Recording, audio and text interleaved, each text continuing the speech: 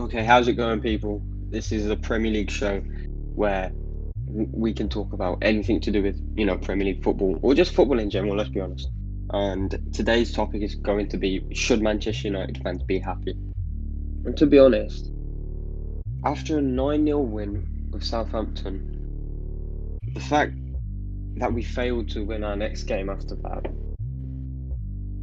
but I think the biggest issue is I think it was a West Ham game in the FA Cup, and I know it wasn't the Premier League. But at the end of the day, the squad we put out was fairly strong.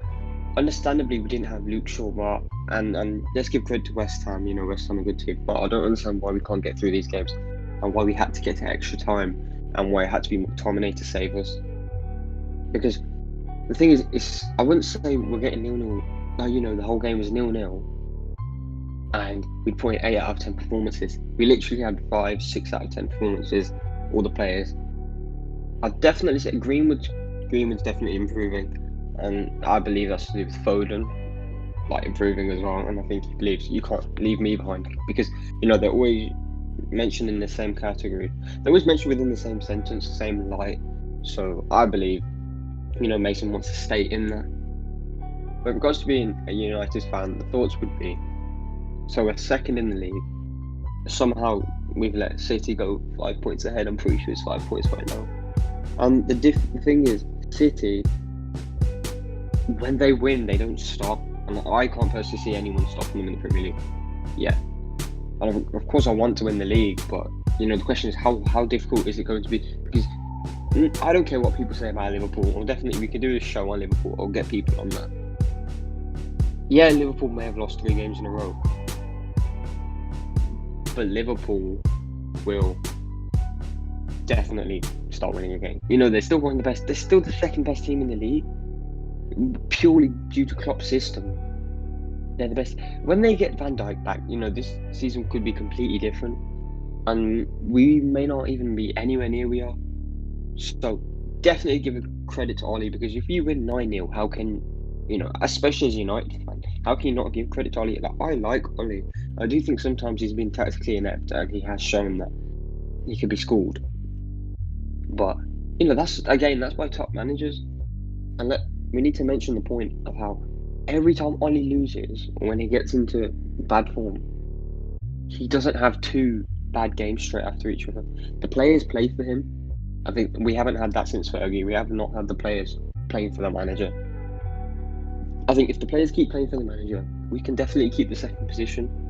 But from some of the performances that we're putting out, let's be honest, the 9-0 is an anomaly. We have to be honest. Factually, that was an anomaly. Okay, and that's because they had 10 men, and he got sent off in the first minute, and we can't do anything about that. That was their players' decision. But we need to remember it's an anomaly, because I think some United fans may have just taken it to the head and thinking we won 9-0, so are we not winning every game 5-0? Literally doesn't work like that. We can't do that. And as my thoughts of Rashford, I don't know what he's actually doing. In a good way, and a bad way, because he's magical. He does perform some, he does some things where you're like, okay, now he is going to be something special. But he also does things in a match where he just stands still and he'll try a Hollywood ball. The Hollywood ball does not come off, and then he'll attempt it again. I've never understood why Rashford just stops running when he's one of the fastest players in the league. Your job is to be direct and take your man on. He doesn't do it. Mason started to do it, and that's how Mason's got back to that star that he once was projected to be. I think even Martial does it more than Rashford is take on his man. And now people are going to say Rashford does take on his man because I've seen him take on his man. But I'm comparing it with the amount of chances they have to take on the man. So imagine Rashford has 10 chances to take on the man. He'll take it on 5 times. Be it those 5 times will be very good, but he'll only attempt it 5 times. Whereas, Mason, he might attempt it 8 out of 10 times. And there's a difference between Rashford taking his shots all the time and Greenwood taking his shots. So I just think it's the simplest decision making. I think sometimes Rashford gets greedy. I think sometimes Martial just doesn't do enough.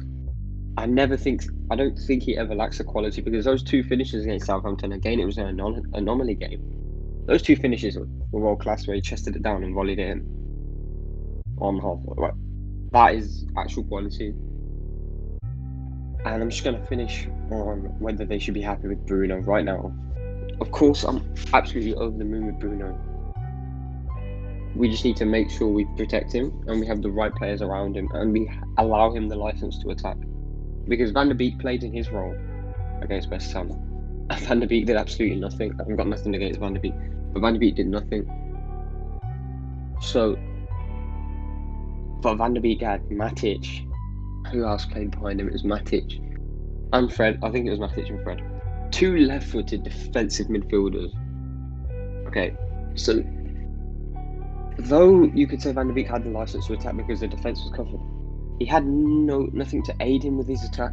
Whereas if we play McTominay box to box, or just McTominay in an attacking sense, he can help Bruno and we can keep Bruno for longer and make the most of Bruno. Because the last thing any United fan wants is Bruno to plateau or Bruno's effectiveness to wear off. That's the last thing we want. Because we wouldn't even be looking at second place. We wouldn't be looking at top 3 if it was, if we're going to be honest, we'd be looking at top 4 if it wasn't for Bruno. So we need to make sure we protect him and play around him essentially. As spoiled as it's going to sound, it sounds like he's spoiling Bruno.